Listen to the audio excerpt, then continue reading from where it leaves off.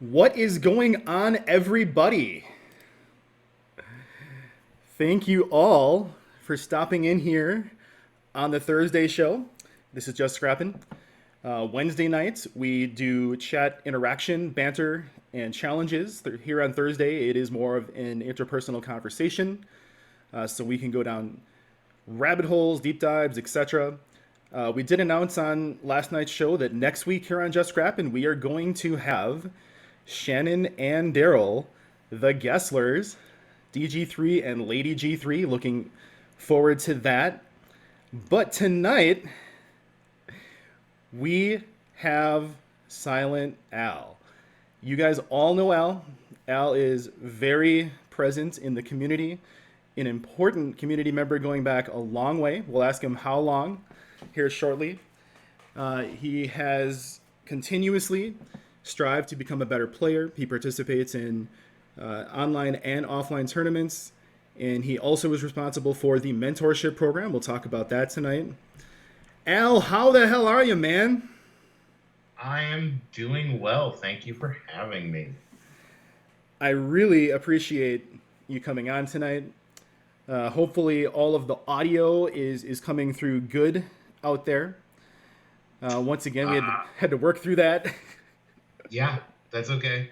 I hear you, so as long as everybody else can hear you, or at least hear me, that's the important part. Hear me. Then it should be fine. I got to tell you, man, you are one of the more anticipated episodes, partly in the fact that the word is kind of getting around, but also you're part of that reason. This show I heard more buzz about, and more people tell me that they were excited for. So They're probably just can't wait to see who I'm going to upset and insult. In all honesty, based on the commentating I did for the dodgeball draft and some of the egos that I bruised on that one, I'm sure people just want to see who I'm going to sort of like roast and piss off. So it'll be fun. didn't know it was on the table. I'm down. Now you mentioned the dodgeball draft. That was out freaking standing. As you know, I mean, I never really went away. I've always been playing, but I have sort of vocalized that I was less present and aware of what was going on in the current community and in tournaments. I come back, I have no idea that dodgeball is what it's become, and I find out there's going to be this draft. Unfortunately, wasn't able to watch live. I tune in, and you're going through all of this in-depth information at the beginning. You are there as the subject matter expert with all of the data. How fun was that for you?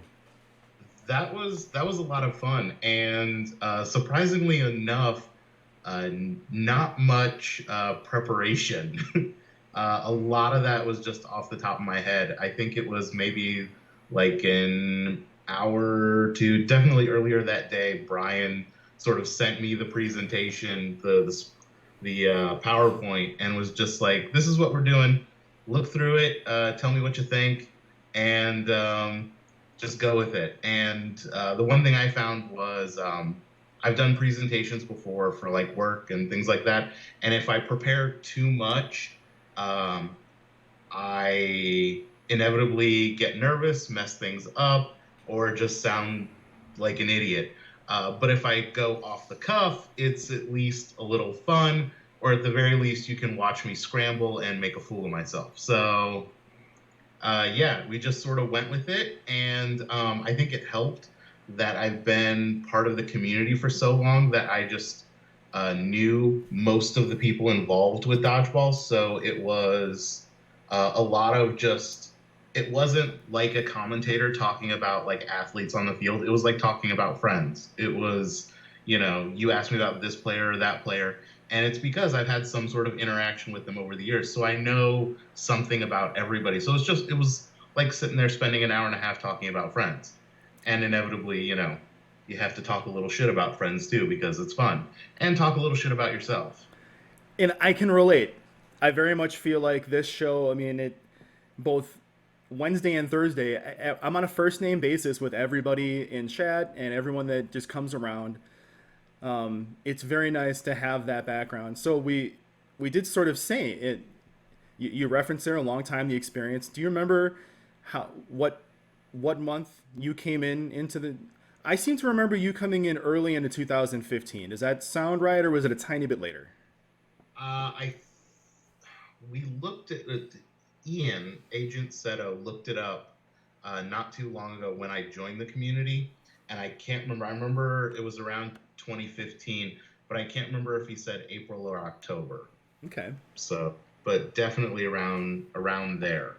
Because I had been playing Star Realms very casually on the app for a good long while before I joined the community. One of the reasons why I switched from video gaming to board gaming was most of the online video gaming communities were so toxic, and I found it was a lot more difficult to insult somebody to their face when you're sitting at a table in front of them versus um, over the online speaker. So I switched to board gaming, and then the problem was where I was living at the time, I didn't have many people to board game with. I had found this game. A friend of mine had brought it to me called Star Realms. I loved it. He hated it, so he never wanted to play. I found the app, and so I was like, oh, well, this is great. I can play on the app. But I was real hesitant to join the community. So I played a lot of games in just vanilla, um, and not wanting to join the community, just sort of playing for myself because I was very reticent to join an online community for a video game. I was like, this is what I was trying to escape. When I did finally bite the bullet, I think I had lost a few games. I was like, I need some help. I joined and found it was a completely different experience. And now hardly a day goes by that I'm not checking in on the community in some way, shape, or form. Yeah, no doubt. And we feel your presence. We're going to talk a little bit about some of your contributions. So real quick, just want to point out for everybody. Normally, we have said on this show that there is no hard end. That the scheduled time is midnight Eastern. I have company in town, unexpected company that I did not anticipate here when Al graciously agreed to join, and I did not want to postpone or cancel. I have too much respect for him and also for my audience during this time of establishing consistency. But it does mean that we are going to do a hard end tonight at midnight Eastern. Al, I hope you are okay with that. Sure, I told you from the beginning, you just have to tell me when to shut up because I'll just keep going and going and going. I was ready to So, go till 2, 3, 4. hard. So I love your shirt. Thank you. You transitioned here, you go into board games, and you and I meet for the first time at Gen Con 2016. Yeah. And on that, we strategically had sort of decided we were going to do our buys for games on the final day because convention goers know that that's when sometimes the game makers, they don't want to go home with stuff. They will throw deals at you. So we sat down we had a nice, I forget who set that meal up. Maybe it was Derek. But I can't remember. It was at Noodles and Company, it was. wasn't it? It was. And I talked to you for a while, and I talked to Magnetic for a while, and me and Ed, my friend that I was there with, we were saying, hey, what should we buy? We see a lot of people walking around with some great games, and Al said, I'd like to make a case for Scythe. And that's another game now that I have put so much time into. It's an incredible game. Have you, obviously, I mean, I was going to ask if you continued playing it, and you're wearing the shirt, so I'm going to assume you have. Yeah, I have. The one thing is I don't play it as much as I want to. It, I mean, especially now when I haven't really been board gaming in general because of the shelter in place and the quarantining. But even before, it was a game that I always love playing. Even when I lose, I still feel like I have a fun, positive experience with it. But I never felt like I got it to the table enough. It's always one of those when I get together with my gaming group, We always have these grand ideas, like each of us brings like a big sort of game or a new game that we've gotten, and we spend half the time trying to decide what we're going to play and learning it and teaching it and all that good stuff. And it just it we've played it a couple times, but it was one of those things where we haven't played it like on a regular, consistent basis because we always get hijacked with whatever sort of new game we get. And so, and I was hoping, like, I bought the expansion Rise of Fenris, which is the campaign, hoping that this will then give us an excuse to play it like 5, 6, 10 times in a row. And then we've never even cracked that open. So I just recently, the app finally, it was on Steam, the app finally went to iOS. So I bought and downloaded that, but I haven't, I've just sort of gone through a couple of tutorials, but I'm really sort of looking to get back into it and play it again. And I remember somebody asked me recently, they're like, well, what's your favorite faction or what's your favorite combination? I was like, it's been too long. I can't even remember. Like, which one was my favorite. I was like, I need to start playing this again. Yeah, I mean, here we're talking about a game that, that again debuted in 2016, but it's still relevant. They just put out that digital, or mobile version. So I would encourage people to play that. I play a lot. I'm seasoned. I mean, again, you guys know how I do it. After Gen Con, me and my friend Mickey were playing 3 games a day for about 6 weeks. We pounded it. But I do love it. I still play it. My friends that helped me do the video that I did about 2 months ago for Star Realms want me to do one for Scythe. Ooh, cool. So we're going to jump into some Star Realms. I just sent Al all 3 base sets along with the new promos. Al, how much do you like the new promos? I like them. Um, I'm still getting used to them. I love the docking feature. It, I mean, they're promos, so they feel a bit overpowered. I traditionally play sort of like middle and bottom row, so I've been playing them with that. And the problem with like middle and bottom row, especially, Colony Wars and Frontiers, is those games move so quickly that by the time you're able to buy some of those big bombs for it, it's the game's almost over, and you almost don't even get a chance to play it very much. So they can be a little difficult. I recently got to play a game with just them and vanilla, and it was a lot more sort of satisfying use of the promos because I was able to get them and use them more than just like once. Um, but yeah, they're interesting. Especially I think the fun part is the assimilator. Just because I think we're gonna just get stories from everybody on what's the best thing you assimilated, which I think will be fun. I like as a mechanic itself, it's an interesting new wrinkle. It creates some interesting decision points. Um, I don't know if I will want to play it like competitively, but I love the stories that come out. Like, oh, I was able to assimilate someone's arc, or oh, I was able to assimilate someone's levy or Levi. I'm in the Or Levi camp. Where do you reside? I refer to him as Lord Leviathan because he rules over all. Um, and honestly, Levy sounds like I should be singing a song about how it is dry. Sure. So it's usually Levi. Now, I'm Um, trying to decide if I'm overreacting or if Blockade Runner is ridiculous. the recycle stick, Yes. I love recycle stick, but yeah, it is ridiculous.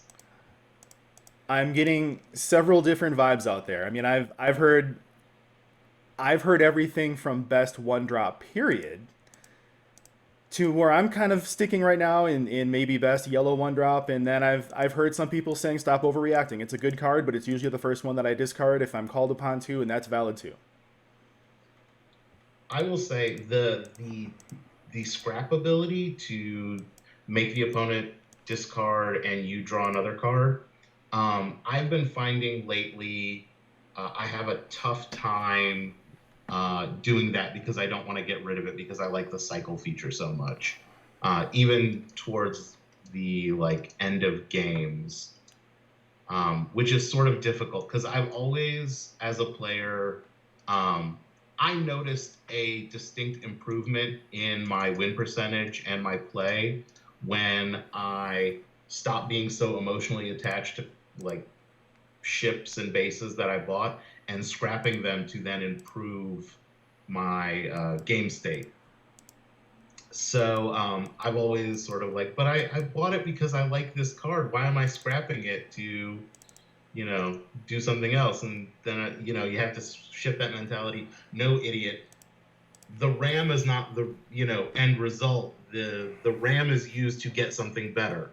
So, and it's the same thing with Blockade Runner, I think, in that I really like the card, and so I have a tough time scrapping it, even though sometimes I really need it.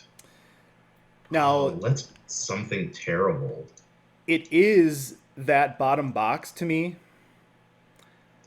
that makes it broken. I'm not saying broken in any way criticizing. I'm going to love using this card. I generally have always held it with a deck builder. I'm not going to complain about cards. It's just not part of it. But, the top box, it's great. And I still can't kill that base either way. And it makes me feel like I've been overpaying for the recycling station for 6 years, but it's when I get to that bottom box. Actually, I'm not going to discard a scout because I don't think I'm buying anything. Or maybe, well, with Levi out there, I guess, no, I've got enough resources. Um,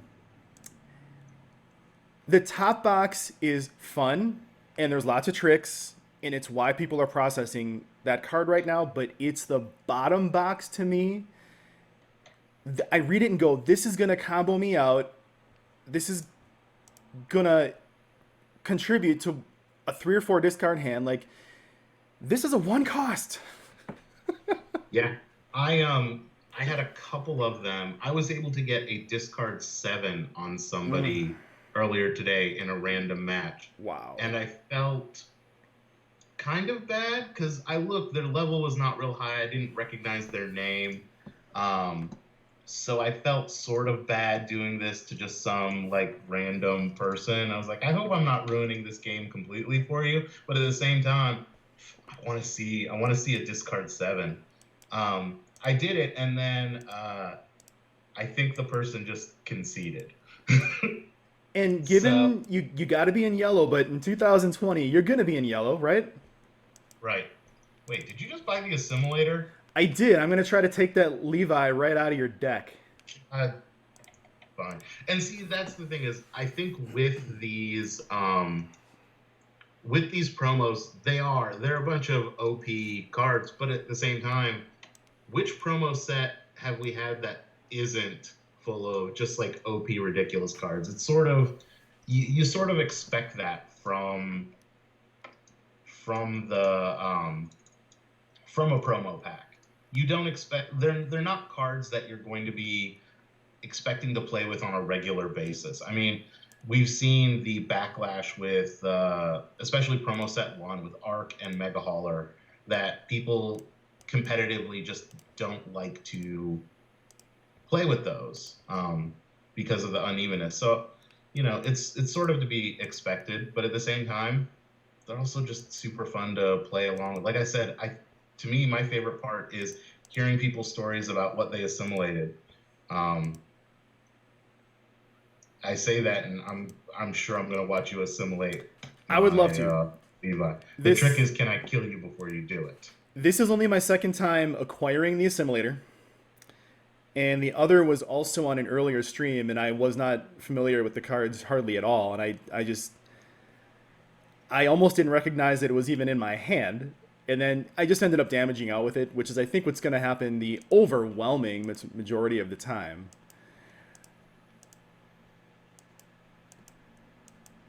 So Al, I kind of skipped by this part. Tell us a little bit about you. Where are you at? What do you do? So I live in Fort Wayne, Indiana, which is the second largest city in Indiana. Um, and I am a librarian here. I work for the Allen County Public Library System. Um, I'm sort of an untraditional librarian in that my specialty is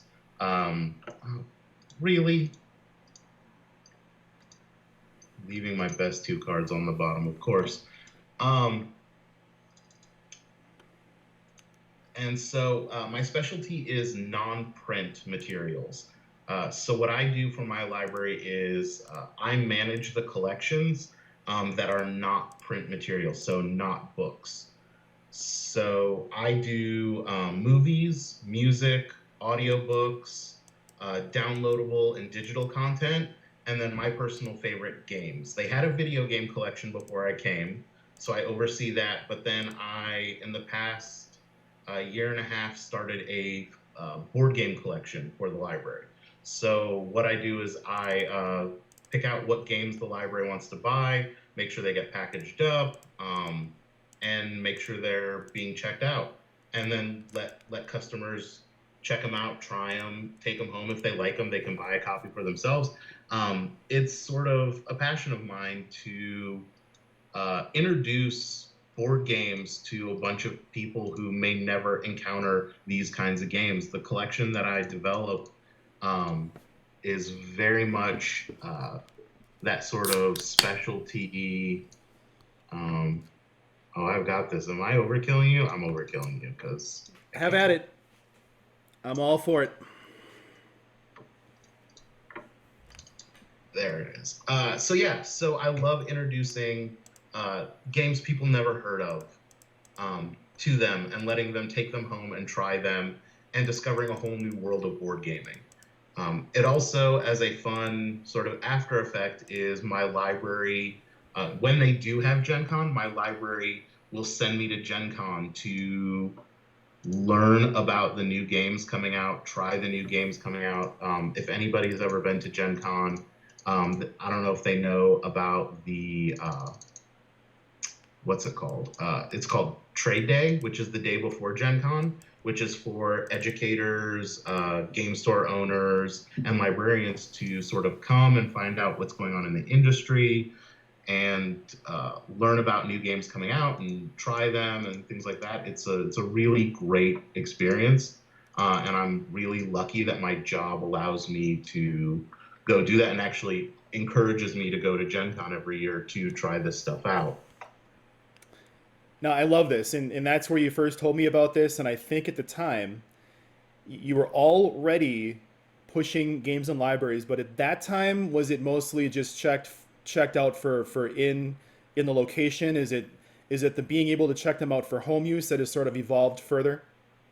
So yeah, when I was originally at a different library, we did it just there was this big sort of nervousness about losing game pieces and things like that. So it was only for in-library use. The new library I'm at, which is in Fort Wayne now, we do checkout and home use. So we repackage the game in these folios, which I actually found the vendor at Gen Con one year. And so we repackage them in these nice little sort of briefcase type things. People take them home, use them, play with them, enjoy them, and then bring them back when they're done. And then because they're in these nice packages, we are able to check for pieces really easily and get them ready for the next person. And with the shelter in place, they've been crazy popular because people are stuck at home and it gives them something to do other than stare at TV or, God forbid, stare at their loved ones. And so what you're able to do, and I can tell that it's a passion, is you're really able to sort of curate the collection that is in your location or locations to not only, like you said, introduce people to games they may not find, but also introduce games that are approachable for maybe an emerging gamer. I can tell that that is something that you're probably very good at, picking out what makes a good fit for what you're trying to do. You've been doing this for a while now, and you're obviously very knowledgeable about games. Yeah, it's something I really enjoy, and it a lot of times sort of works against me because as much as I love playing things like Scythe or like heavier games like Terraforming Mars, a lot of the time I am uh, introducing new gamers, and so we're playing something a little lighter, a little more sort of easy to enjoy. And it's not that I don't love those quicker, easier games, but sometimes I'm just like, you know what, I really want a like big heavy euro going on, and I don't always get the opportunity. Oh, what do I want to do? You got rid of all my good stuff. All right. Sorry about that. And you don't sound very sorry. So yeah, I mean, but it's also gotten me an appreciation for a lot of those lighter intro games. I mean, speaking of Scythe, the same company, they did Wingspan, and I think that has done wonders for the hobby because it has gotten a lot of people who wouldn't normally be into board gaming suddenly interested in asking about board games. Um, just because the theme is so different and unique than something we've seen before.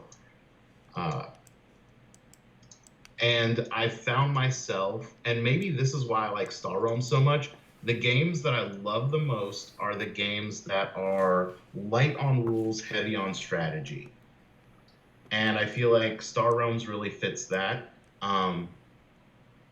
And Scythe too can be a little heavy, but I feel like the rules itself are not super tough. It's what you do with them that makes a difference. So yeah, but yeah, I love introducing board games to new people, new players.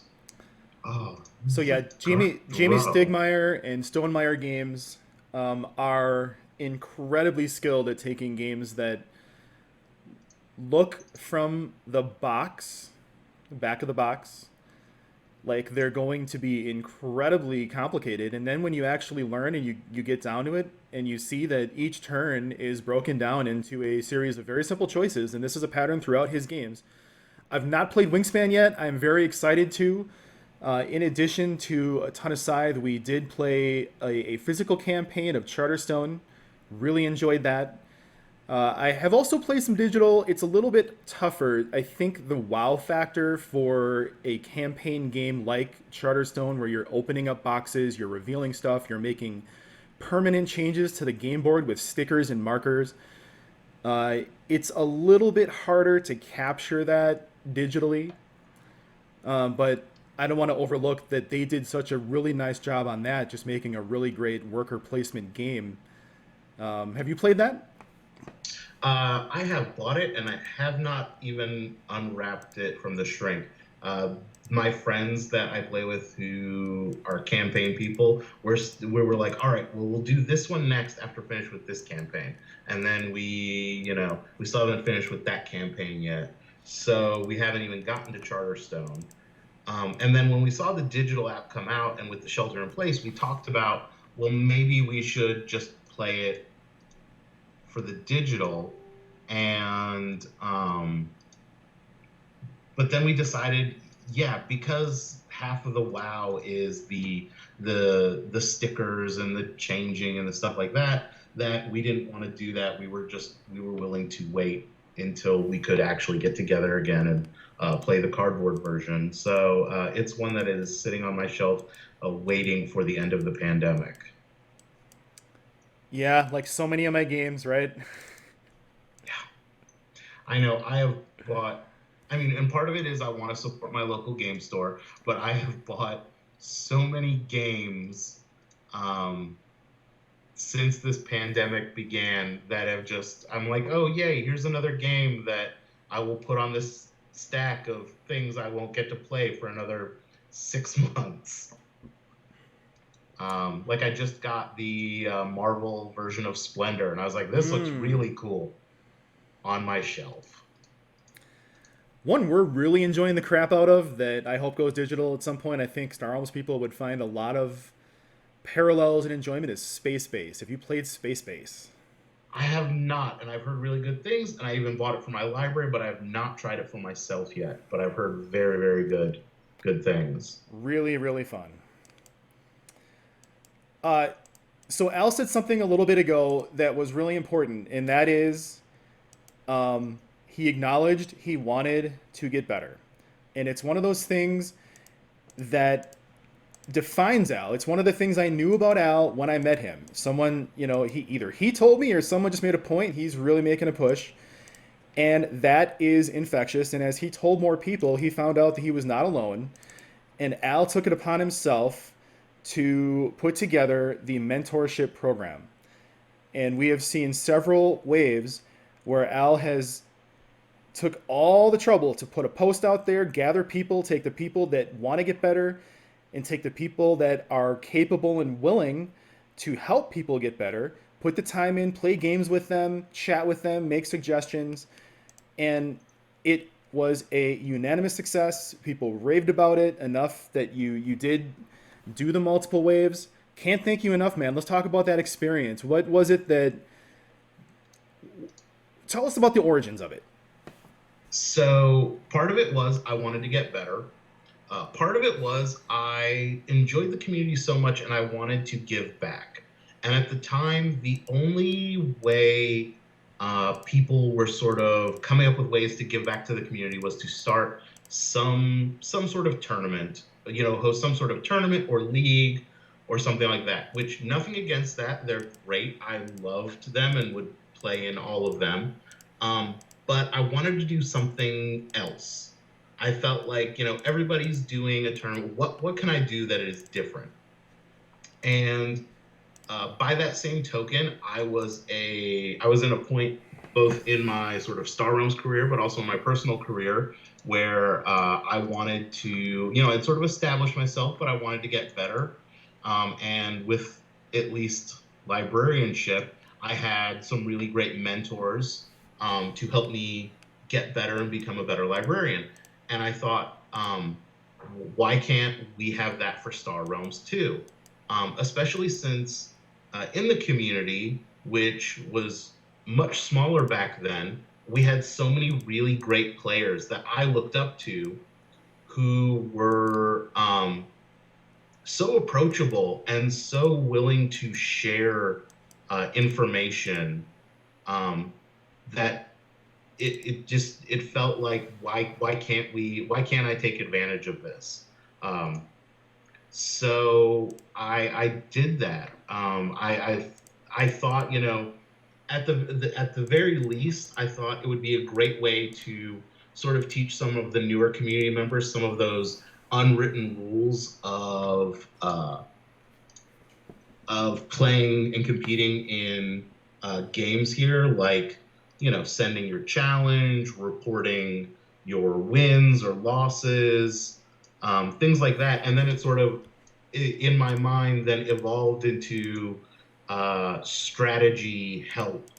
And it always boggled my mind how willing and open the more established, experienced players were to help the new people coming in. I think part of that comes from just the great community that we have. I think part of it also comes from the certain amount of luck factor that comes with this game. It is very difficult to get an ego in a game like this because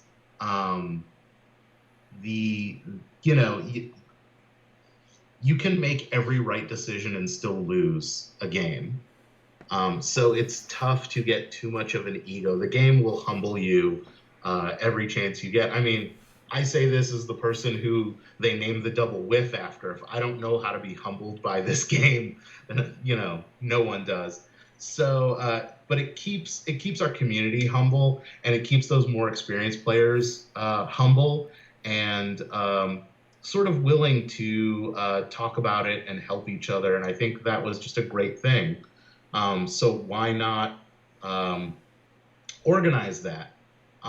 which, in all honesty, I haven't done it in a good long while. The mentorship program, just because we've we've gotten to a point in the community. I almost don't know if it needs to be organized anymore. We have so many smaller organizations that work to introduce new players. New players get taken under their wing, and I've had a couple people approach me and say, maybe we should do another one, and I'm not quite sure. So if the community thinks we need it again, I will run another wave of it. But if we're doing okay, then maybe we don't. I don't know. It's sort of, we're at a turning point here as to whether or not we even need the mentorship program anymore. No, you bring up an interesting point, and it's something that I alluded to with Dustin Klingman a few weeks ago.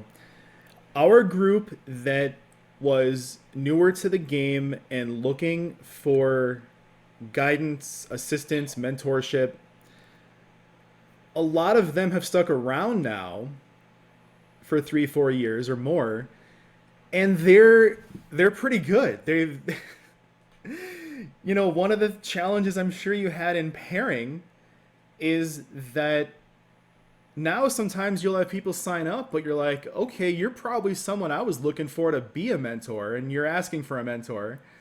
Yeah, that was well, and I remember that first one we did of the mentorship program. We got a bunch of people to sign up to be apprentices, and then uh, really just great people willing to be mentors. I remember you were a mentor. I remember Mazer Rackham was a mentor. I remember Talvi, who Sure. isn't active anymore, but she was a mentor. We got these really great names, and then suddenly I got inundated with all these players that I knew were not rookies, that I knew, had been in the community just as long as I had. Um, Suddenly wanting a mentor, and I was just like, hold on. Like it was like they saw that higher echelon, and suddenly they were like, I want a mentor. So I was then able to leverage it and be like, all right, well, maybe I'll get you Cutter, but you have to mentor these two new people. And they would do it. And so I was able to, sort of the get that carrot. And so I was able, once I got one really good player to um, sort of commit and put their name on it, then I was able to leverage all these other players into joining to then help these new people. And it's weird now to see, a lot of those names disappear, but you see some of those names that have stuck around and have gotten really good. I mean, Nick Christie, um, his first mentor was Talvi, and I'm pretty sure that after that it was Kincaid, and now Mm. he like beats me on the regular. And I was like, this mentorship program was a mistake. Like I want you to be good and I want you to enjoy the community, but not so good that you can beat me. But yeah, in all seriousness, it was a really nice thing, and it was a really great representation of what this community is capable of. And I think there are some other things that are factoring in. You're right. There's other entities that swoop in and provide mentorship. We've got the rogues out there that certainly do that. Yes. Even for some of the tournaments that seem kind of daunting, they talk about dodgeball and say, "Come in, check it out. We'll help you figure it out." So it's definitely out there, but I think I very much point at you for being the first to say, let's put a system to this. And I think that you're right. You're saying you picked up on something that was already there, but you helped solidify that that's what this community is about. We support, and if someone wants to get better, we are going to find a way to help you get there. Right. And I mean, at the time, the other help was people were posting in Facebook, and we had Mega Holland, and we would occasionally get articles. But now there's so much more information available to new players because we have Mega Holland's back. We have more players writing more articles. We also have so many people more streaming. I mean, before it was just backs, which, believe me, the back stream was great. I loved the backs cast. Um, but now, I mean, it seems like we have so many people willing to stream, and um, that it seems like every night of the week we have at least one person streaming, which you're doing it, Dusto's doing it, Brian's doing it. We even have like Rob and Darwin streaming. So there's so many more opportunities to learn from those higher level, higher skill, I hesitate to use like better player because it's not necessarily better, it's just more experienced. Um, there's so many more opportunities that as much as I love the mentorship program, I think it helped. I don't think there's nearly a need for it like there was before. The players that have really stuck around have gotten so much better. And there are still some new players coming in, but you're right, it's not nearly what it was volume wise. Yeah, and it just happens to be that the people streaming right now are very experienced. But what I do like is every once in a while we'll find some random person that we're not aware of at all streaming away. We we rated into one not here on this program on I don't forget if it was Dusto's or Brian's or someone's, and someone was streaming their first time playing in the app. Oh, You know, how the with any other game, your first time playing, and suddenly you get all these like experienced players just like storming in to come and watch and judge you.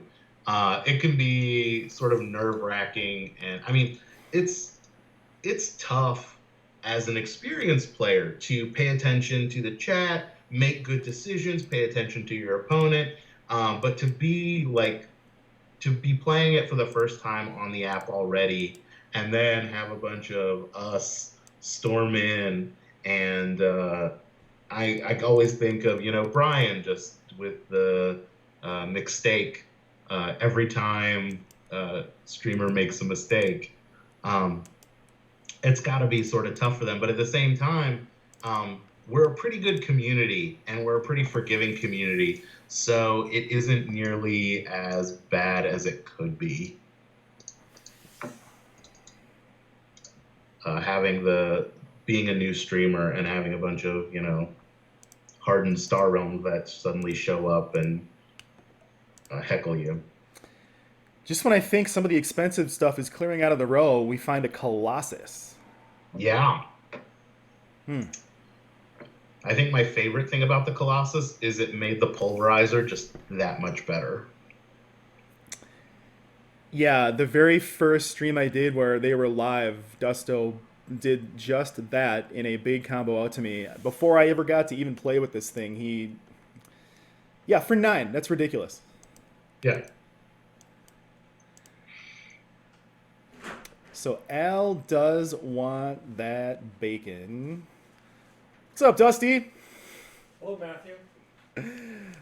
I don't feel compelled to pull that bacon just because you might want it. I don't. That's the beauty of bacon, is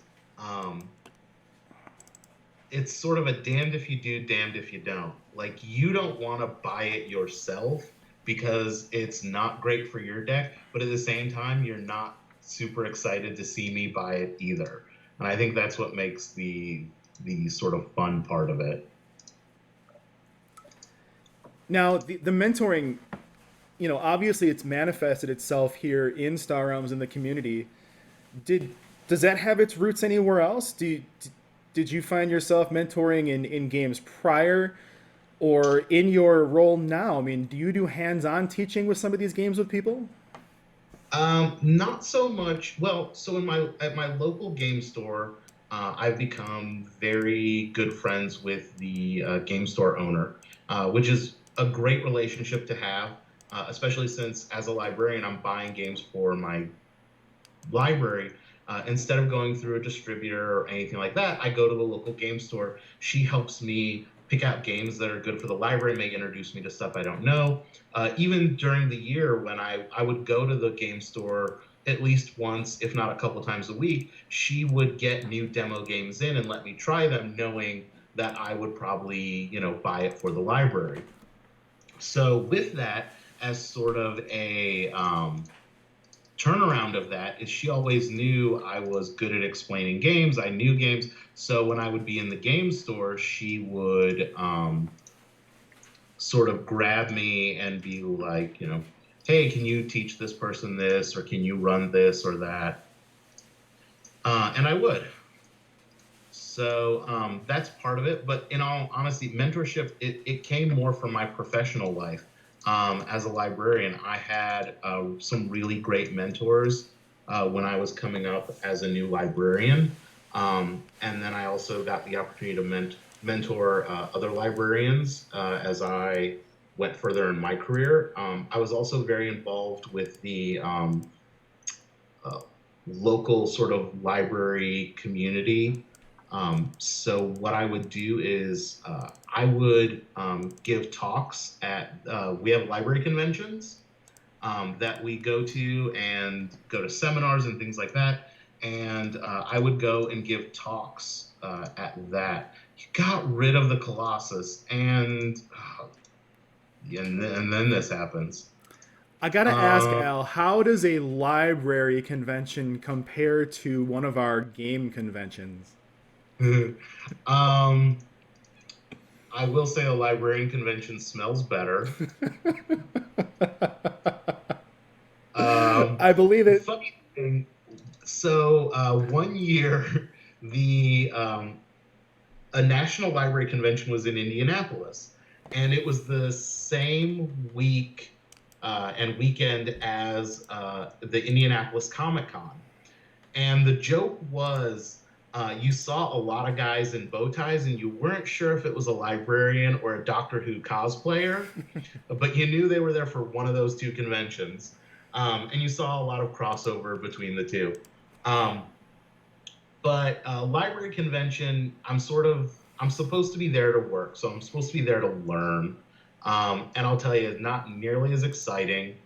Um, but so the reason I would go to library conventions to speak is because as sort of geek culture became more popular, we see things like graphic novels, board games, um, things like that showing up in the library. There was this desire for librarians to really know more about it and build collections for what people wanted, because you get these library like journal reviews of like video games or comic books or things like that, and it's fine, but it's not really what people want. um, People don't, I mean, there's I'm not going to say that there isn't an audience for like a graphic novel about um I remember there was one graphic novel about this guy who just, it was semi autobiographical, and it was about this guy who decides to give up his day-to-day job and buy a vineyard and go and become a winemaker and the trials and tribulations of that. um I'm not saying there isn't an audience for that, but your run of the mill basic comic book graphic novel fan could care less about that. They want, superheroes and things like that. So I would come on as both a fanboy comic book gaming nerd, but I would look at it through the lens of the librarian. So where can I find materials that sort of overlap, that are nice, good quality, but at the same time, um, things people want to read. So I would do programs on like diversity in comic books, getting diverse faces and voices um, in your collection. So things like that. So it was looking at geek culture through the lens of a librarian. Um, and it was during that when I realized that these librarians, they mean well, but they just don't know what we want. And so it was sort of like decoding the fanboy mind for the librarian. But it was that idea of giving back to a community that needed help that sort of then spawned that mentorship program.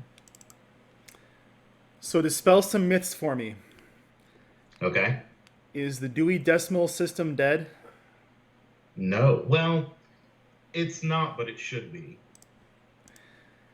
Should It's a very outdated. I'm gonna bore the hell out of everybody because you asked this do people question. cut Dewey Decimal jokes at you on a regular basis? Uh, Nope. yeah. Nope. For this, should I be quiet around you? No. Well, probably only because I talk so damn much. Um, which is sort of ironic with my name. And that's the thing is, I didn't even realize it. I've been using SilentAl as an online name way before I became a librarian because it was from the Jay and Silent Bob movies. I looked like Kevin Smith. Well, I used to. He's now a vegan and he's all thin. And I kept my Al, let's go he Rubenesque figure. he got thrown off a plane, man. It, That's true, he at some did. point, you got to have that life changing experience. And then he also, I think, had a heart attack, but he is back. Sounds like you're a big fan. I am also a huge fan. I'm a huge Kevin Smith fan. He made being a comic book nerd in high school a lot easier. He made being a funny fat guy in college a lot easier. Um, he was that. I mean, people like to credit the what's it called? Big Bang Theory was sort of bringing geek culture to mainstream media, but he was one of the first people that was doing that. Um, and so, is there anything? Yeah, we can put that. He was one of the first people who was doing that, and so it made it a lot easier to be a comic book nerd and a movie nerd. He was putting references into movies that were just sort of spoke to me. So yeah, I love the guy. I think he's great.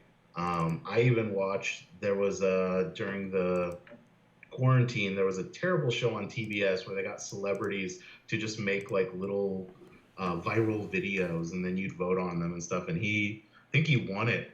And I watched every episode. Do you know how many episodes? I like little 10-minute videos I had to watch of Tori Spelling and her family that I did just to watch like Kevin Smith and him make new stuff. So yeah, I think he's great. I think he's an interesting filmmaker. Um, he I love that later in his career he has tried and experimented with stuff, whether it be like Tusk, where he was sort of drifting into that cheesy horror, whether it was Red State, where it came from his friendship with Tarantino. He's and now he's unabashedly going sort of back to the well, whether it be the Jay and Silent Bob reboot. I heard he was working on a new Mallrats. Of course, he's been talking about the new Mallrats for years. So yeah, he's fun, and he will always sort of hold a special place in my heart because at the time when he was hitting big, it was that sort of 90s Miramax independent film push. That was when I was becoming a real big sort of movie buff, and his films really spoke to me. Him and Tarantino. And am I frozen? Can you still hear me? I can hear you fine, but I'm Okay, getting. cool. Oh crap! I'm getting a red. We're gonna give this a second here. I'm getting red on my OBS, which could be bad news. It's Okay. going yellow again. It's back to green. Okay, Yeah. cool. So you earlier before we brought up Kevin Smith, you talked about looking at things like diversity in comic books, and I immediately thought to the start of Chasing Amy, in that wonderful scene. But uh, Yes, the scene that I love, but now as a white straight man cannot really quote from like at all.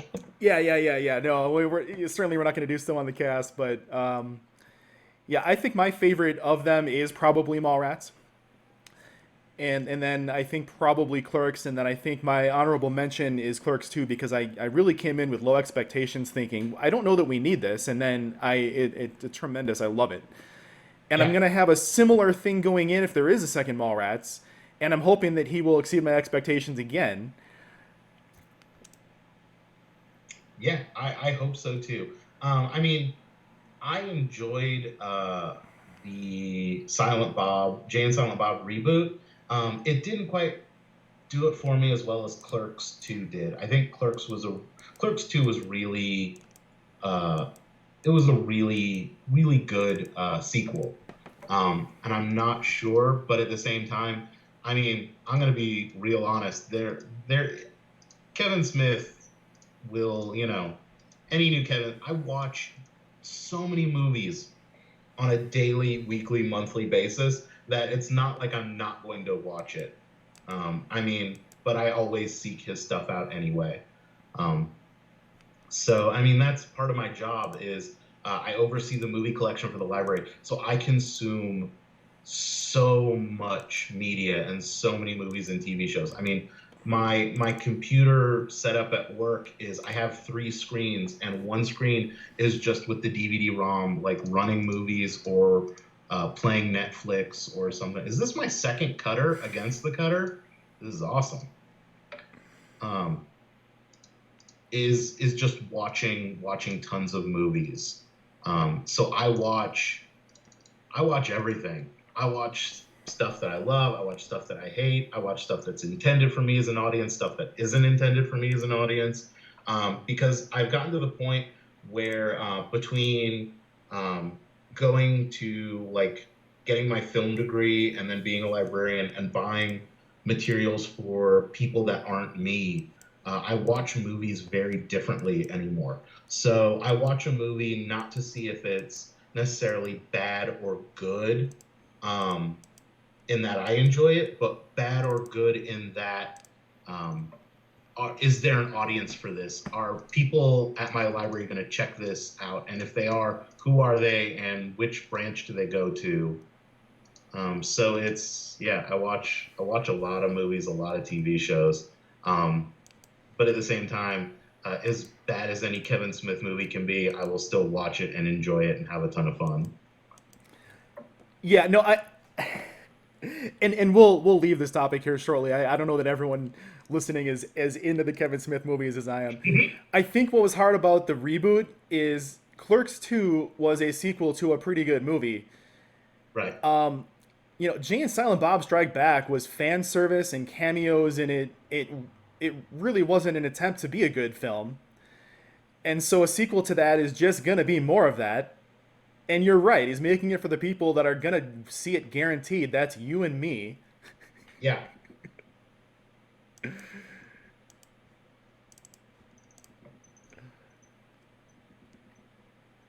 Oh, hmm. So Al and I had a really crazy race in the monthly during September, and I don't know whether Al was actually carrying or if his high rank was just a product of his normal play anyway. But he did get to see the grind potential of old that I do carry.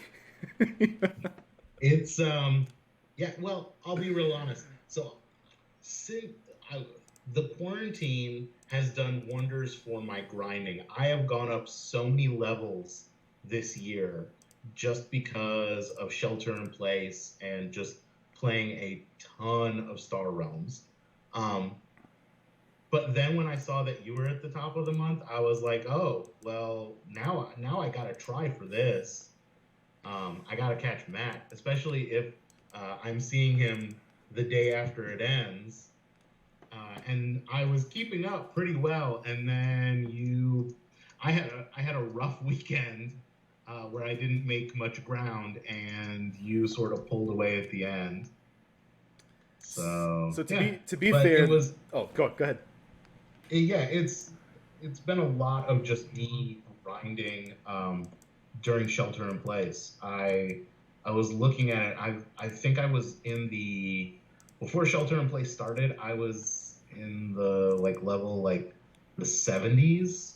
I think, like mid to high 70s. And now I'm up to like 84, 85. I don't know. It's probably a problem.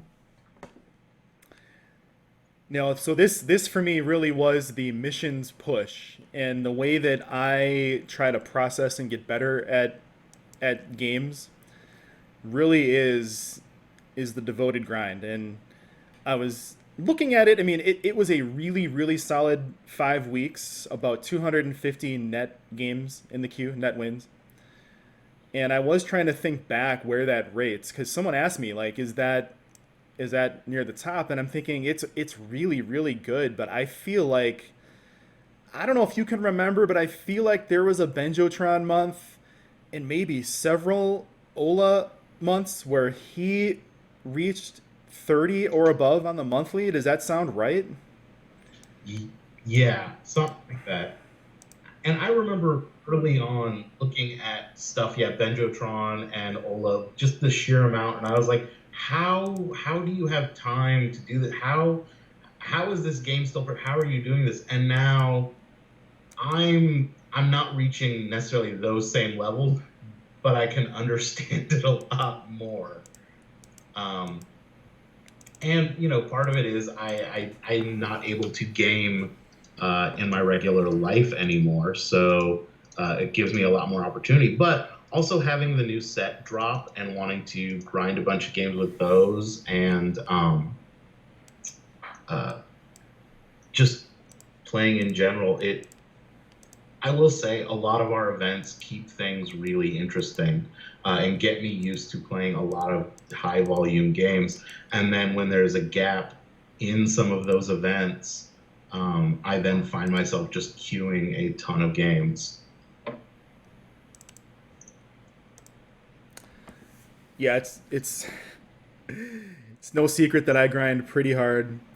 This one in particular, because it was somewhat of an experiment. I didn't go in looking to grind, but being that it was somewhat of an experiment and it was immediately working, it it grew to be sort of addicting again. And like you had said, here on quarantine, there's less going on, and loading up 40 or 50 in my game queue sounds totally crazy to many, but it's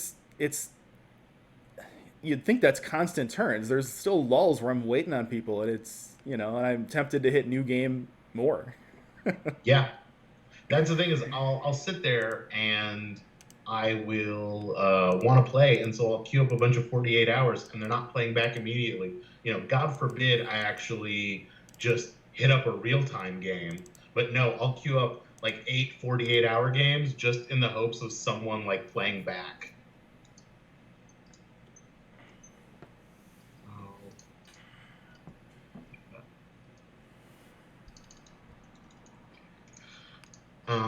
But yeah, and I've gotten a much more of an appreciation for other digital games too. I've been, like I said, Scythe just came out. That's new. I picked up the Terraforming Mars app, which is I've gone through the tutorials and I've had the AI beat me a few times. Um, Patchwork is another fun one. Lords of Waterdeep, because I miss that gaming, that live board gaming aspect to life. Um, but the nice thing with Star Realms is because I know the community, I also get that social aspect with it, um, which is something you don't usually get with a digital game. Now, I happen to know that you all the time are accused of being a legend.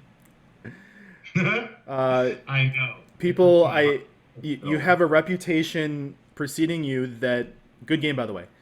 Why don't you okay. send me one in your choice, Al? Okay. Um, Um, and I think that comes from several high level performances that haven't necessarily panned out to the win. I think while we give a ton of credit to people deemed as legends, I don't know that we give quite the credit to the people that make that legend appearance. That finals appearance is so hard to get to. And it should be said that early legend tournaments, a lot of times that other person in the legend finals appearance made a deal with the person who ended up with it before the match even started. I will just put that out there right now. Yeah. Dante DeMille, my legend card could very easily be a DeMille and not be Rick. Dante was I very gracious. I remember that match because that was the first sort of major Star Realms tournament I went to. Um, and so it was, I mean, obviously it's very memorable for you, you won it all, but it was also very memorable for me. I mean, I did not do well in that tournament at all. It was very eye-opening for me. The difference between digital and physical play. Um, but it was also just very eye-opening to see um, some of the sort of the other things that go along with playing in a live tournament like that, whether it be the sort of the deals that happen or the jockeying for position to make sure you make the top 8. Do you play the game? Do you force a draw? Um, all the other sort of weird stuff that happens, which to White Wizards' credit, they've curbed that a bit. Um, but there was a lot of stuff going on. And I remember, yeah, those the wheeling and dealing that happened. Oh, that's an unfortunate event to happen. Anyway, but yeah, but I remember that tournament very vividly and watching the finals and you guys just sort of deciding what was gonna. I remember the look on Dante's face because I remember somebody, it might have been Rick, asked him. He's like, "You're just gonna give him the card?" And he just looked at me. He's just like, "It's the cutter. How like." He needs to, he is way more worthy of being on this card. That, like, it said it all in his face, like just in the fact, the way he said it's the cutter. He um was very gracious in what I offered. He accepted and made a point to say I am the only person that he was going to be willing to accept something with. And I don't know whether he plays anymore. He was Utini in the app. He was very good. Because yes. he didn't carry on and play, I mean, we don't know. Rick could be the I'm just second best DeMille brother. You know what I mean? And for the record, Rick just wasn't able to play that weekend. He was there and did have his kids with him. So I didn't have to get around Rick that weekend, but it was good to meet him for the first time there as well. That was such a great event. They all are, but that for me was the first.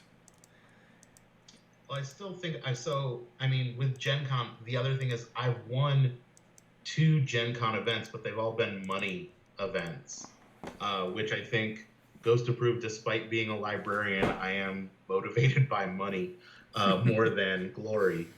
Um, so it's, oh, what do I want? Parasite, Polar Lesnar. Oh, maybe I'll take both.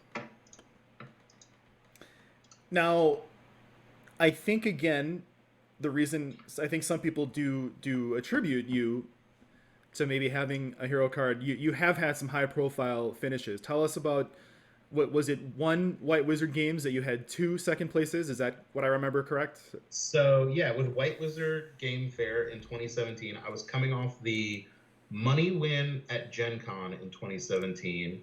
Then I went to White Wizard Game Fair. I made the top 8 for Legends. I made the finals of the money tournament against, is it Oz Method or OZ Method? Well, I incorrectly called him OZ Method, and I still do so sometimes just because, but I believe he clarified it is Oz Method. Okay. Yeah, I made the finals against him, and then for the Hero Realms tournament, I made the finals against Rick. And I have to say, of those, the saddest loss was losing to Rick in the Hero Realms. Not necessarily because, I mean, one, it would have been cool to be a Hero Realms card, but that was also the night everyone else went out to dinner without us, and we had to sit in the hall, or not in the hall, we had to sit in the ballroom, and it was just me, him, and a couple White Wizard staff while everyone else went out to dinner. So when it was over, Rick is a legend.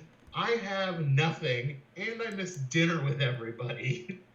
It was sort of a like double whammy. Um, so that was sort of the toughest of the losses. It was very nice because Jay was stayed with us. I don't know if he drew the short end of the stick at White Wizard, so he had to stay for that. But he then him and a couple other White Wizard staff went out drinking and took me with them, so I could drown some of my sorrows for missing. I heard it was a really great Indian restaurant that I helped Brad Elke pick out before we went, and then had to miss it. But I'm not super bitter about that still. Well, you said it. Props to White Wizards, not just their paid staff like Jay at the time, but their Yeah. volunteers. You know, as late as your game went, I don't know if you remember, some of those epic qualifiers were going until 2 and 3 in the morning. Yes. And I can't imagine as a volunteer, because at that point they're high school and college kids, Yeah. signing on to that and then realizing, wait a minute, when does this day end? So on one of the last days of White Wizard Game Fair, God, it was at that weird hotel that where the only thing even remotely within walking distance was like a gas station and a Wendy's. Or like I went. a donut store if you were willing to risk going across that busy street. Yeah, no, I wasn't gonna. I do not move that fast. I wasn't gonna live. That had the Dodge traffic scene from Dodgeball written all over it for me. Um, so yeah, one of the last days I then went and bought a bunch of Frosties from Wendy's and brought it to the staff just as a Nice. thank you for putting up with all that and doing such a great job for everyone. Oh, what do you have? I haven't been paying attention. Oh, god damn it! You have Cargo Mech, the second best mech, and the Citadel. Oh, this is bad. You're up on me. All right. I gotta get one here and there. I'm gonna make sure you don't get Reclamation Station too, because that's at least we can slow the steamroll. Um, but yeah, White Wizard Game Fair was such a great thing. And I have to say, it helped really solidify sort of my place in the community. Um, and it also, I think my game went to another level, competing with, because that was the thing, was at White Wizard Game Fair, there are no sort of like random scrubs or anything that you get. Everybody there is a good player. Um, so being able to compete and perform well was a serious boost. Oh, I have to buy this Temple Guardian now. You have too many red bases. This game sucks. All right. Um, and one thing not many people know is, and I credit him for doing this. Before I left for White Wizard Game Fair 2017, I put a call out to the community. If anybody wanted to play some practice games, help me out, please, send me a challenge. These are the formats that are happening for the Legends tournaments. Just any game helps. If you want to give me feedback, that'd be great. Just sort of my own little personal mentorship program. And Robert Dixon Kincaid replied and was just like, yeah, sure, let's play a couple games. And I remember playing a few games like the day before flying out, and the feedback I got from those games were so helpful. I mean, we played maybe not even a dozen games, And the information I got from those was just such a helpful thing that I performed way better than I thought I would against really good players. And some of the feedback he gave me um, during those little brief sessions, I still take with me to this day, and I credit that as being. I mean, I think personally, Kincaid is probably the best Star Realms player, and the fact that just playing a couple games with me and imparting some of that wisdom turned me into such a better player. Um, it just speaks volumes to one, the community, his willingness to talk and share these secrets, but also just how good of a player he is, how he's just on like another level. You are not the first notable Star Realms person to share that with me recently, uh, privately and here on the show. So uh, he is brutal on me in the queue, so I can certainly attest to that. Now, you've gone on to have some success in digital online competition as well. Is that correct? Yeah. Probably. I'm trying to think of. So that's the weird thing is I tend like I do well. I've won stuff digitally. It I have a tough time. Oh, that's your hand coming up. Mm. Oh, this is gross. At this point, I probably would have conceded, but I want to see this play out. I want to see the horror show that's about to happen. Um, But yeah, like I won platinum last year in BGG. That felt pretty amazing. I've won a couple, tournaments here or there. I got a Grand Slam named after me in the SRPC.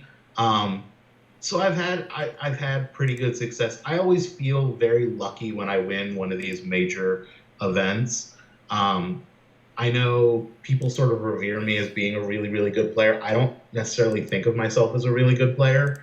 Like I said, the game can be extremely humbling and keep you sort of humble. So I don't always think of it that way.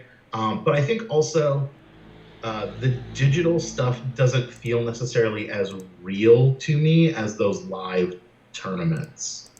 Um, and I don't know if it's just the difference between the experience of being there live and shuffling those cards versus the computer screen. I mean, I play so many games in front of the iPad or the iPhone, that at some point you have to sort of let that ego go of this game, matters, or it'll just drive you nuts. And I think that's somewhat translated to not necessarily feeling that the successes that I've had online uh, define me as much as the success I've had on paper. I don't want to brush over by any means, though, the achievement that is winning a platinum division. It is so hard to get into the platinum division. To then go on and win one, it that's big, man. I haven't played in that league for some time. But even at the time when it was much smaller, and I ascended to gold once for one season when 7-4 and still got relegated down. And then I'm, yeah, there were four of I'm us, probably going to get relegated this season, by the way. and then I sat squarely in silver for the rest of my duration, another a good 10 seasons or so. So I listen. I hear what you're saying, but we are at a point now in this game where the online competitions are. One could make the argument that they are tougher in certain aspects.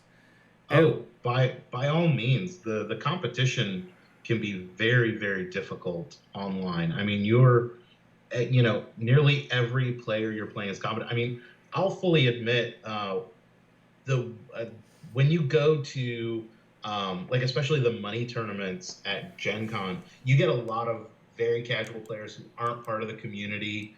Um, so you get a few sort of gimme games. Which even with this thing, I mean, a gimme game isn't always necessarily a guaranteed win. Um, Good game. Good game. Do you even play all your cards? What were those two left? Scouts. It's 2 scouts. All right, you got to learn to play the whole hand. Don't give Uh, people. I'm in a weird Uh, habit where I generally will just end it, but um, but yeah, I mean, so funny story. I would also, when I was at Gen Con or Origins, if I had a gap in my schedule, I would go hop in on a Star Realms casual tournament just to um, sort of keep it fresh and meet new people. And half the time, I just sort of tell them about the online community and stuff like that. But I would sort of the last one that I was in, I cruised through very easily. Um, and at one point, I was in the finals, and the guy who came up to me, he's like, "So he told me we're playing in the finals together." I was like, "Oh, great, sit down."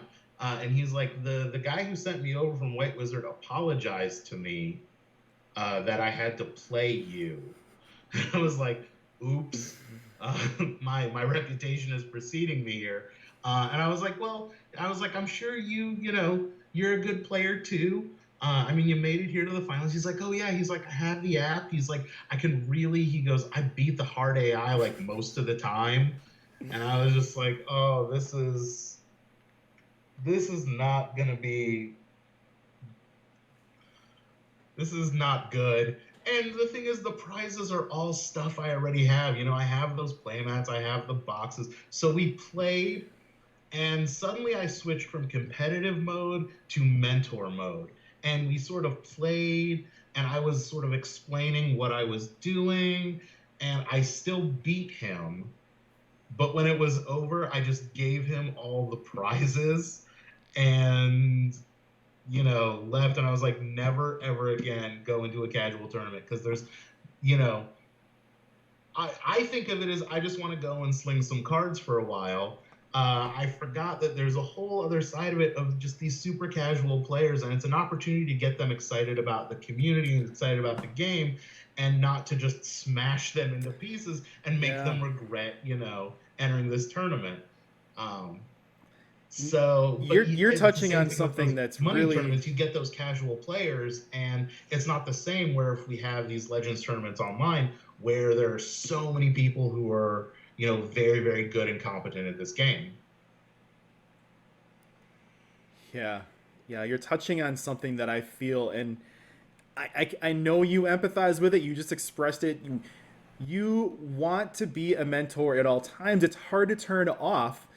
And same here. When I'm playing with my friends, I'm doing the same thing. I'm offering little helpful suggestions, saying, "Hey, what if we looked at this? Is there another way to do this?" And in the lead up to the bigger conventions, in practicing first for Gen Con, in pounding Colony Wars at the time, and then later for Origins, I had to tell my friends, "Listen, if you catch me trying to help you, I need you to remind me we're not doing that right now." Yeah, Because I too wanted to help people right there in the tournament, even in the Legends tournament, the first one, and I consciously, no, this is this is on the line. We need to just let this player make the mistakes they're making. And right. I empathize. It's tough. That was one of the biggest adjustments to adjust from digital paper, was having that person in front of you and watching them make mistakes, because a big part of the game is being able to capitalize on your opponent's mistakes. And here I am wanting to help them, and I have to learn to shut my mouth.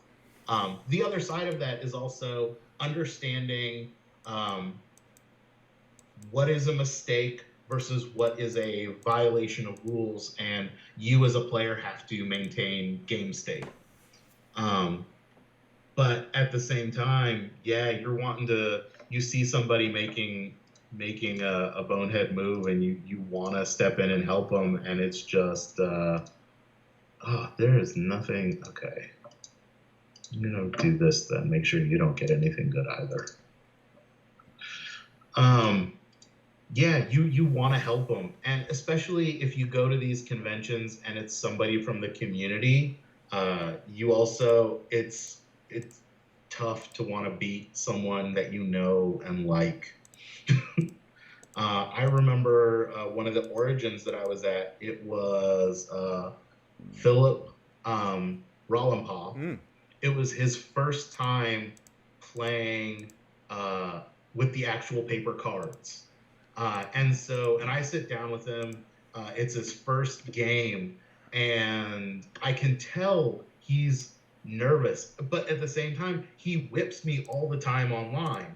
And so part of it is, as a decent human being, do I want to sort of make him feel a little bit better and not as nervous? And as a friend, sort of talk him down, but at the same time, as a competitor, do I want him to stay nervous and sort of push him on tilt so I have a better chance of beating him? Um, in the end, I tried to be a very polite competitor, um, and at least not trying. He was nervous enough that he didn't really need my help to be more nervous, so I wasn't going to do that. But at the same time, it was a real struggle to see someone who I consider, if not a friend, at least I'm friendly with, struggling as a person and wanting to sort of help them. Yeah, Philip Rollinson, great competitor. He took me out of top four at Origins last year, and I was devastated because I was really hoping to use the Pact Commander deck, and I had committed to using it. They had us do that before top eight, and then at that particular event, did not employ them until the finals. Yeah, I remember he got to the finals, and part of me looks at him, and I'm just like, I remember when you were scared and nervous about playing with paper. I was like, oh, I should have whipped him harder in that game. He did No, say he's such a very nice guy. he is, and It's, he said such nice things to me about Mega Holland and the help that it was. So I certainly wasn't mad at Phil. I just was devastated.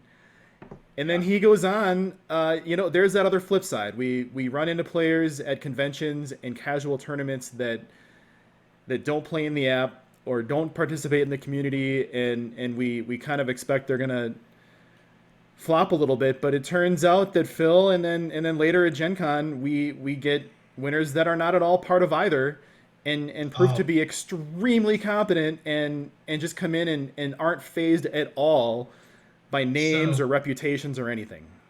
Sammy, who won the Hero Realms and the Star Realms Legends tournament at Gen Con last year, she wasn't known to the community at large, but anybody who had gone to Gen Con in the past couple of years knew Sammy because she was there and quickly became part of the community, at least of the people that would go to Gen Con. So I knew Sammy, and I was really excited for her because I consider her part of the Star Realms community. Because one of the things is when you go to these tournaments, there's that downtime in between games where you're waiting for it to start, that you're just sort of hanging out and talking to, oh, this row. I know, man. I'm trying. All right, I gotta. What do you have? Ugh. Okay. Well, let's get rid of Eddie, I guess. Well, that's not cheaper. All right. The but yeah, she would always be hanging out with us, talking strategy with us. And I'd see her in previous years get real close, and I watched her from year to year get better and better at Star Realms. She will fully admit Hero Realms was her game. That's Hmm. what she liked. And she was really good at it. Like, it did not surprise me that she won the Hero Realms Legends. Um, but every year, seeing her at Gen Con and watching her get better and better at Star Realms was really, really cool. And then to see her pull that down was amazing. And I was so happy for her. During her run, I sat there with her. She was so nervous. At points, like she was shaking, like and you could see her hand shaking in the finals. Um, and that's part of when you're playing in these live tournaments, you Mm-hmm. get those physical sort of manifestations that you're not used to with the digital game where you're comfortable at home. Um, the Al, other thing if with that if was, it's a tournament that means something at home, I'll get a little bit of that sitting at home by myself. yeah, and then to have people sitting there watching you, it it's tough. And you're watching. The other thing is you've been playing all day. You're probably, you're not getting much rest because you're at a big gaming convention. You're tired and fatigued. You're making mistakes left and right. And it's tough for me as someone who's, watching her, who wants her to do well, watching her make mistakes and wanting to say something. But like, as an audience, you can't.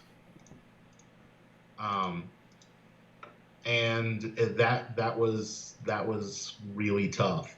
Fortunately, she did win anyway.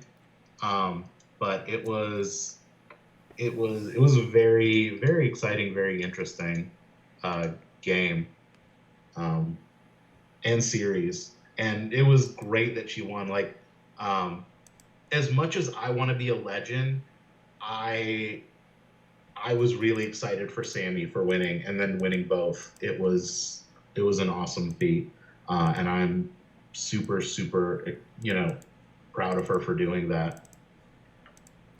No, I share that sentiment. I actually haven't played in a Legend Star Realms event since mine in 2016, and part of it's that reason. There's lots of deserving people, and now with the digital ones, you got the starters involved, and people are salty over those. I like to give more opportunity. One is fine for me. And I'll tell you what, man, I would love to see you get one, but I'm with the group. You're a legend in my mind anyway, and I'll keep chuckling because I think people are still going to be accusing you of being one. I think going forward. I it is not the worst thing to be mistaken for. I'll be honest. Um, because there is a certain level of status that comes with that, and I I can't help but to be flattered and appreciate that. But at the same time, I will also be the first one to point out that there have been some very fine players that have won legends, and I'm just not one of them. I'm not going to what's that when they call it where people wear military uniforms who never served. Oh, stealing valor. Yeah, something like that. Yeah, I sort of think of it in the same way. Like, it's very flattering that people think of me that way, but at the same time, you know, I don't want to. I don't want to take credit for something I haven't done. Well, Legends finalist, like I said, I think is a pretty big deal. Yeah. So I didn't realize you said going back quite a ways now that you had a film degree. That is very interesting, and I can see that you must look at all different types of media, in such a different way. Yeah, There's it's so yeah, my undergrad degrees. So not many people may know this, but to be a librarian, you actually have to have a master's in library science. But my undergrad degrees are in film studies and telecommunications. So I sort of like to joke, my degrees are in movies and TV. And so it opened me to all different kinds of movies that I wouldn't normally have watched. But it also opened my eyes to watch movies in different ways. And yeah, so I watch, and so I have to sort of, when I'm sitting down to a movie, I'm sort of switching, like looking at it with different eyes. Am I looking at it like a librarian? Like, can I find an audience for this? Is this something that's appropriate for my library's collection? Is this going to add something to the collection? Or I'll look at it like a film student, like, this movie made me laugh, but oh God, the cinematography is terrible, or whoever was editing this just did a piss poor job. Um, so or do I watch it as a fan? Like, as a fan, I love Kevin Smith movies. As a film student, Kevin Smith hasn't moved a camera in his entire career. Like, he doesn't know how to do cinematography, and his editing is very sort of mundane and pedestrian. Um, but as a fan, I love his movies. So it's learning to sort of parse those different eyes out. What do I want to do here? This is okay. I guess we'll do this.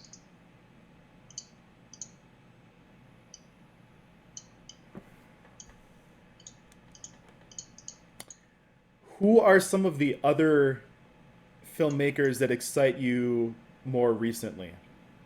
Mm, Let me think. Um, let's see. So I love Christopher Nolan stuff. Um, and I have to say, I love when like Memento, which is one of Hmm. his earlier films, is one of my favorites. Um, so I really enjoy his use, and his brother, who wrote Memento, um, worked on the Westworld, the TV series. And so I really enjoy what both brothers do and bring to movies and TV. Trying to think who else. Oh, what do we got here?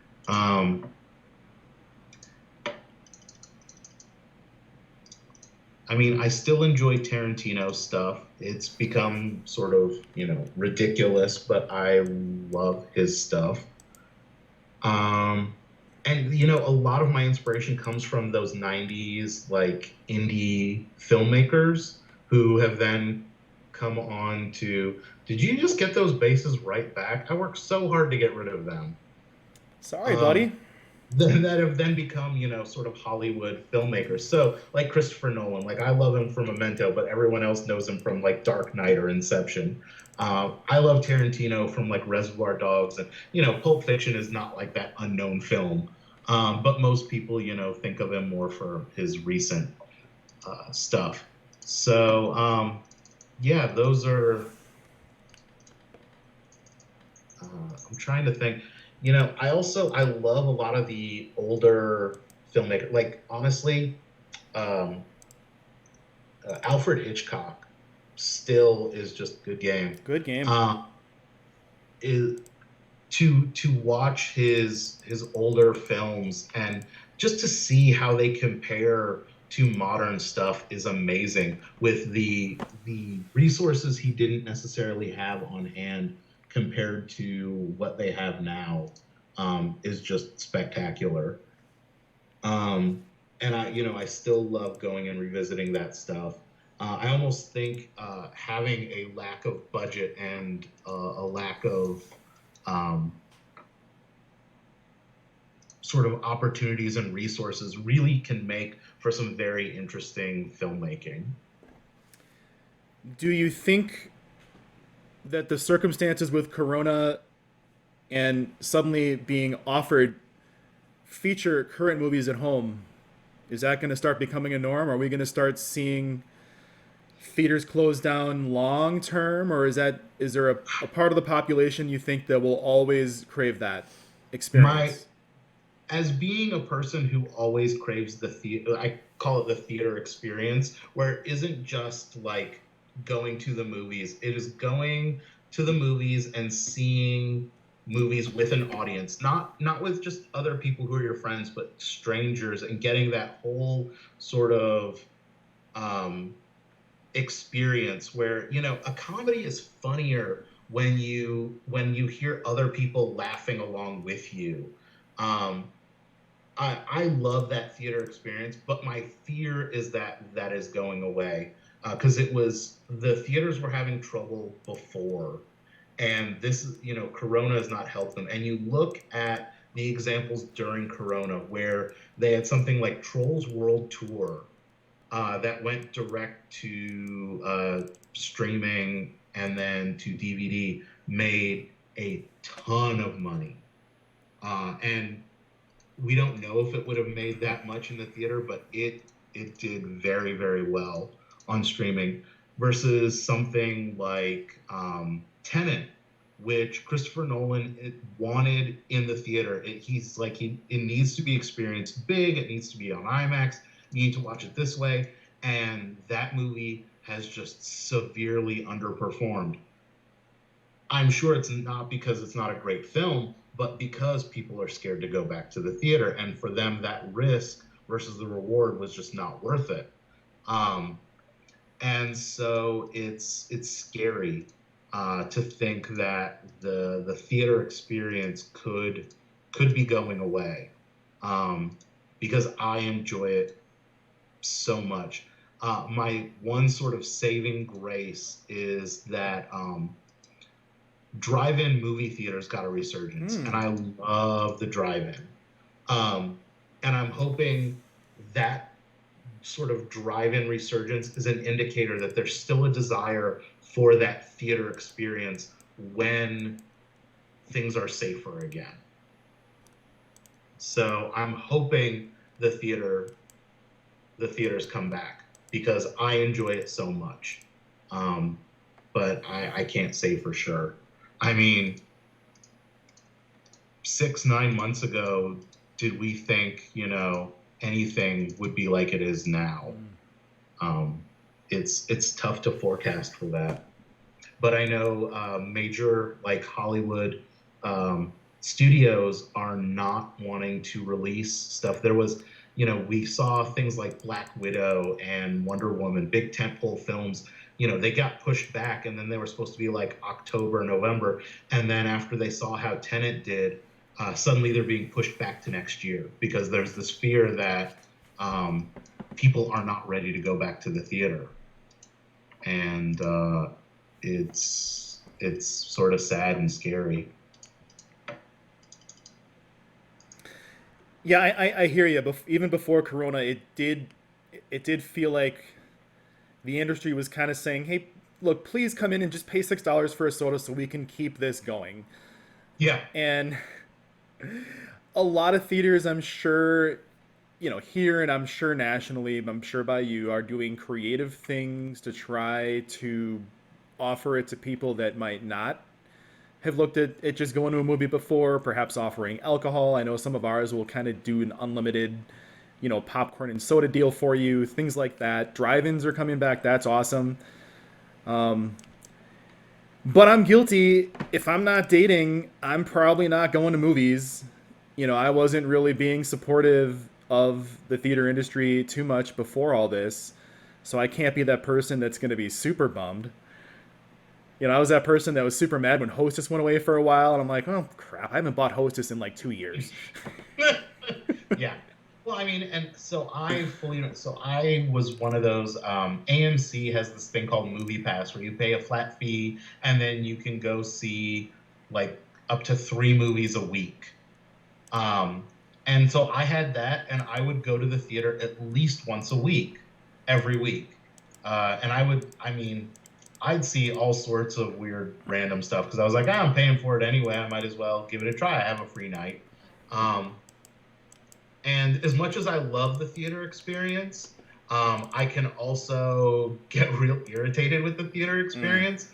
So as much as I love the theater experience, and in all honesty, as much as I love gaming, but I think the thing that I really missed the most with quarantine has been going to the theater and seeing movies. But when the movies opened back up, there was even, I wanted to see Tenet. I could not convince myself to go.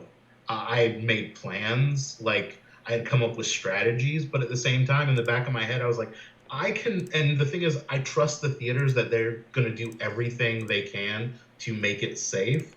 But at the same time, I can barely trust the people I go to the like these other people in the theater to stay off their phones and not talk. How the hell am I supposed to trust them to keep their masks on their face? Um, it just it wasn't worth it to me. So I keep waiting and I keep wishing and hoping that it'll be there for when I am ready to go back. But I don't know. I am just totally dirtling in this game. I don't know whether I totally bought this Parasite thinking it was the pulverizer, and it's not. I you bought the Midgate station, so it has been my mission to buy every other yellow card just to stop you from having it. It's a card I'm undecided at this point, and I took it mostly because it was a big post early, and I'm still not sure about it. I'll tell you, of the new promo cards, that one to me, other than the assimilator, is the most intriguing. Um, and it might be my favorite of the bases. I don't know if it's the best, but it's the one I think I enjoy using the most. I am going to be curious. Obviously the bottom boxes are way better than the top box. Is kind of weird. Timing is kind of weird on it. I Mm, really like the green base. I'm gonna blank on the name since it's early on the card's existence. I gotta remember the green base. We're calling it mini cluster. Oh yeah, that one. No, that one's super gross and fun. Yeah. Like honestly, if I had to pick the best one of the bunch, it is definitely that one. But like I said, the one that I'm most intrigued about, and I think my favorite to use, is the Midgate station. But yeah, that mini cluster, that is just gross. That that's the best one. And I think we're still jury's out on the red one. It seems like you have to already be Yeah, sort of scrapping and have that working before that thing's going to do much for you. it's the mini incinerator. In the right situation, it is super gross, but it has to be. It's sort of a very unique situational card, which for the price, you don't want it to be a situational card, um, but it is.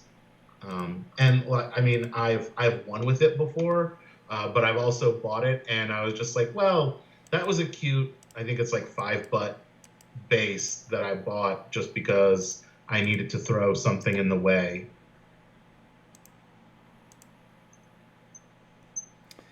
Well, this is looking pretty bad for me here. Hmm.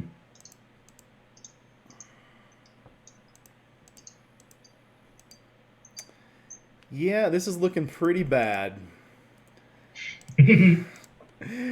We're going to buy this just to hit you a little bit harder before we wrap this game. So, Al, we have covered a good amount about Star Realms, and we've covered a good amount, although I want to cover a lot more someday with you about board games.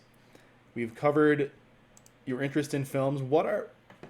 What's one more facet of Al that we can share with the viewers tonight?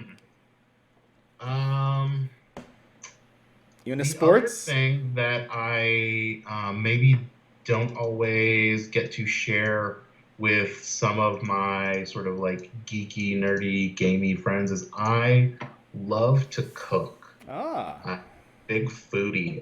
When I go on vacation, especially like with family and stuff, we will like scout restaurants and hit like 5-star restaurants. I love to try new restaurants, new food, things like that. So it's something that is very prevalent in my real life, but not necessarily something in my sort of online life that always gets that I get an opportunity to talk about.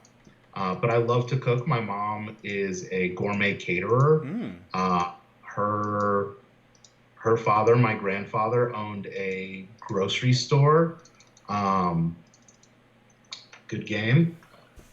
Food has always been really, really a big part of my family, and so um, and my family is very, very important to me. And so it is, I sort of put the two together very easily. I love to cook for the people I care about. I love to share a great meal with people that I enjoy being around. To me, it is sort of the ultimate expression of love and caring is to cook for someone, because I mean, it's one of those things that food is, it is a great equalizer, and that we all need it to live. It is nourishment, it is for survival, but it is also, it also, meals bring people together. You should sit and share a meal with someone, um, and it lets you see them in a whole different way. Um, it's a fun, great thing. So yeah, I love to cook. I love to share. Um, I love to cook for people. I love to share meals with people. Um, and I also just love experimenting with food. My parents will come up and visit me during the quarantine.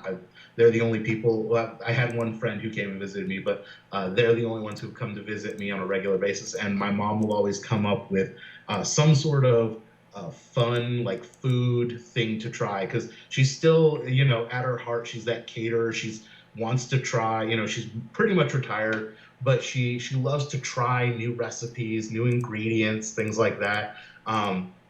So one of the more fun ones is she found an article online talking about grilling eggs, Hmm. just in the shell, grilling them. And it was neat and a fun little experiment to try them, and they are so good. I highly suggest it. Um, yeah, so just food in general is a fun thing. It's Do we want to do this for that? Yeah, we do. Um, yeah, and that's something I don't always necessarily get to share with my, I'll call it my Star Realms family all the time.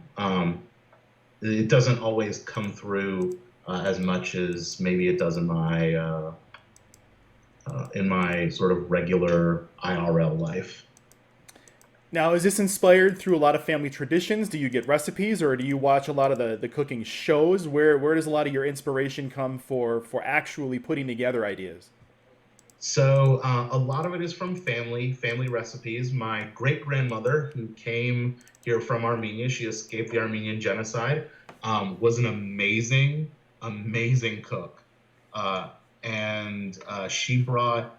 Uh, oh, what are you doing? All right, we're gonna buy that because I don't want you to have. We'll take that too. Um, And so some of it is stuff that is passed down from her, whether or not she made it up or brought it from Armenia, God only knows.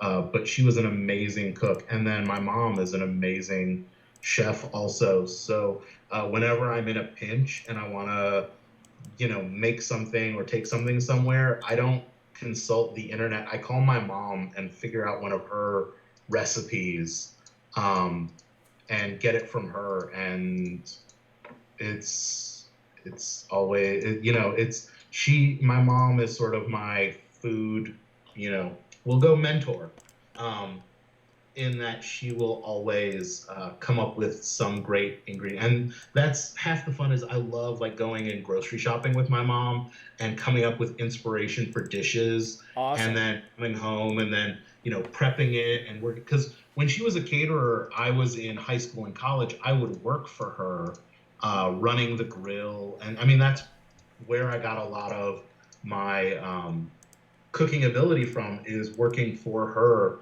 And she now says, like, I'm better on the grill than she is, um, because I got that practice. But it's such a great inspiration. It's just so fun for me to still spend that time with her and cook with her and, conceive a dish and take it from finding just like some beautiful like ingredient at the grocery store and then coming up with a whole dish to work around that and bringing it home and bringing it to the end. And as someone who is single and lives alone, I don't always get that opportunity. Uh, um, just because it's difficult to do a big meal all for yourself. It's not as fun. Like, do I even have anything to? Oh, it's all just. I'm not top decking another scout. Okay. Um. Yeah, it's not as fun to come up with these great dishes if if you have nobody to share it with. So it's always fun to have them come and share in that with me.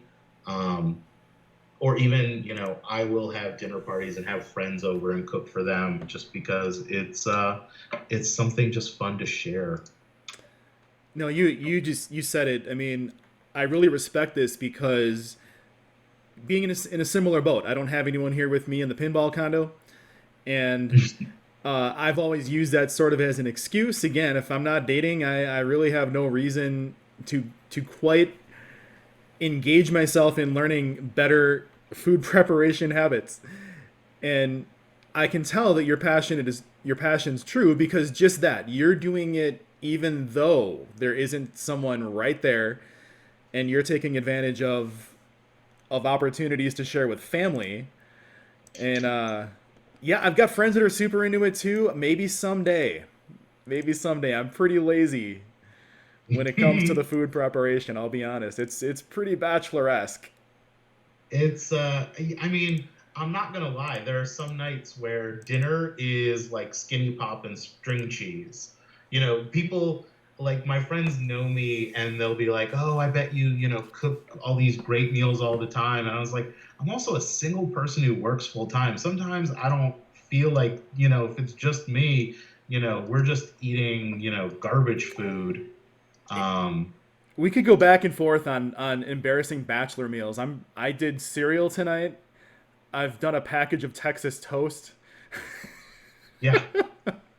I mean, I did ramen tonight, uh, but at least I feel a little bit better about it that because um, I take the ramen out of the package, but then I will add a little like extra ingredients like some sesame oil, some soy sauce, maybe some like green onions or scallions and some mushrooms, and then my extra favorite thing is I will poach a couple eggs Good in game. the broth while it is simmering to add a little sort of extra creaminess to it. Um, so I'll do little things like that, but at the same thing, at the end of the day, it was ramen night at my house. So I can understand that it's a tough motivation to sort of cook for yourself. That's why I miss having people over. Like even game nights, I would have people come over for game night, and then halfway through game night, I'd be like, "All right, why don't you guys play something light? I'm going to start dinner." And we'll do this like big elaborate sort of dinner, and they're like, "Aren't you're missing the game?" And I'm like, "Yeah, but I'm also really enjoying cooking for you guys, and I love and seeing that, the look on their face when I bring this, like one of the dishes is kebab, uh, that learned it from my great grandmother and my mom. It was actually my parents met by my father went to this Armenian picnic, and my mom was making kebab. She was putting the meat on the skewers, and that's when they met. And so this kebab recipe is just sort of a core part of my family's heritage. And so to get to share that with people is just a really fun thing to do. So as much as I maybe missed one more game of Plaques of Quedlinburg, um, getting to share that kebab and rice pilaf recipe with my friends and having them get excited about it is just as fun and exciting for me. Um, yeah. Well, I hope someday I will be the beneficiary of some Silent Al cooking. Guys, it is midnight Eastern, and while I could go on talking to Al all night, and I know that I see that, I mean, the viewership is still full. It's still very good. I know that you all can go on listening. This particular week, I have a conflict and need to call it at this point, but I am going to already put it out there that Al's going to come back on next. We're going to call this next season. I want to kind of clarify, this is episode 6, and I'm going to take you guys clear into November with 12 straight. And then what we're going to do is we're going to take the holiday season off and come back in January.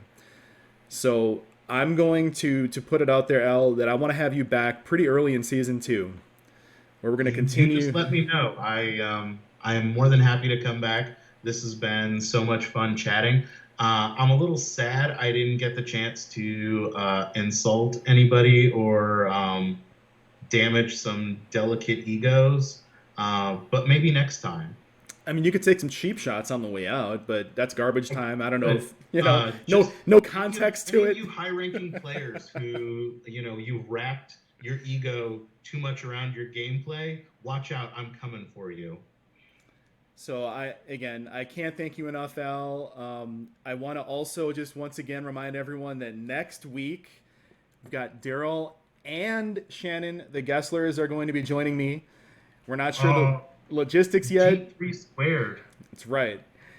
Oh, I gotta Um, say something about them. I mean, one, it takes a real man to, teach his wife and then get beaten by her on the regular. But then also, Daryl is really good, but he needs to learn how to play something other than Frontiers. I mean, seriously, that guy needs to expand his repertoire. I do hear him talk about Frontiers. I didn't realize that was a reputation that he was carrying. I don't know. It's a reputation with me. That man needs to learn how to send a challenge with any other core set.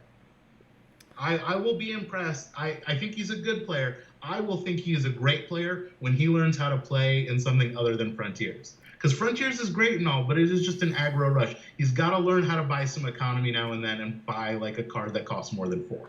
Shots fired. There Shots we go. fired. So I'm looking forward to the discussion with him next week when he can respond to that.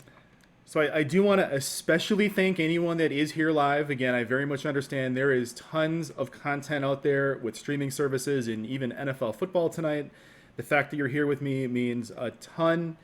And also anyone that does happen to catch this on a replay later. All of the previous replays are on YouTube, by the way. And I'm going to get this one up to YouTube here fairly quickly. But that is going to end it tonight, guys. Al, do you want any final thoughts? Um, I I've really enjoyed this. I'm looking forward to going and seeing the chat bar. I hope you guys heckled me a little because heckling is my love language. And if anybody feels like practicing or chatting or just throwing me a challenge, you're always more than welcome. Just remember, it is Silent Al, not Silent AI, even though everyone makes that mistake. Um, I think I was the and first to do so out loud. my favorite was Rob did it on this White Wizard stream just a couple weeks ago. Uh, Still? yeah, he still does it. I've met that man in real life many times, like numerous times. And the fact that he still doesn't recognize me just sort of hurts, just way down in the bottom of my heart. That's so funny. Yeah. Well, again, thank you, Al. Thank you, everyone. That's it, guys. Have a good night.